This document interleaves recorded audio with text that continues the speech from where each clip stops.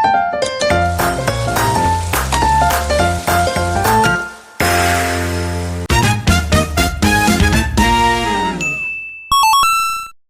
di sini saya akan membagi pengalaman bagaimana selama pembelajaran asinkronus dan sinkronus dalam agenda 1 dan sampai dengan agenda 3, yaitu dalam kegiatan Latsar CPNS Kementerian RBPN tahun 2025. Di agenda pertama, kita belajar tentang bela negara, yaitu cinta tanah air, kemudian kita belajar tentang wawasan Nusantara, wawasan kebangsaan, kemudian kita juga belajar mengenai konflik-konflik yang terjadi di lingkungan kita. Dan kemudian pada agenda 2, kami mulai belajar mengenai core value dari ASN itu sendiri, yaitu ada berakhlak, ada 7 nilai-nilai core value dari ASN. Kemudian dari agenda 2, kami belajar ke agenda 3, di sini menekankan tentang peran dan kedudukan dari seorang ASN tersebut.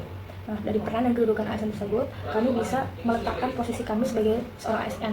Kemudian di agenda 3 ini kan tadi menekankan tentang smart ASN dan manajemen ASN, membahas mengenai konsep dari manajemen ASN, di mana konsepnya itu berpatokan kepada Undang-Undang ASN yang terbaru nomor 20 tahun 2023. Kemudian konsep smart ASN di sini menekankan pada kemampuan teknologi, digitalisasi, IT, kemudian integritas dan kolaborasi. Kemudian saya akan menyampaikan keterkaitannya terhadap jabatan saya, yaitu penata pertanahan ahli pertama di sini.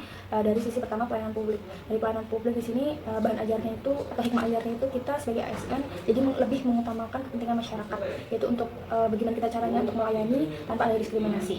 Nah, relevansinya itu berarti kita harus melayani masyarakat itu dengan cepat, tepat, dan sesuai dengan kebutuhan masyarakat. Contohnya, kemudian dari sisi pelaksana kebijakan publik, nah hikmahnya itu berarti ASN itu bisa menerjemahkan peraturan-peraturan yang ada menjadi layanan yang nyata.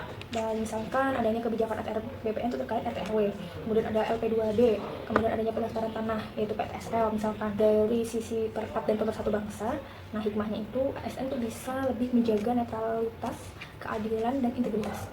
Kemudian kita tidak memihak salah satu pihak, kemudian menjaga kepercayaan masyarakat pada jabatan pertanahan.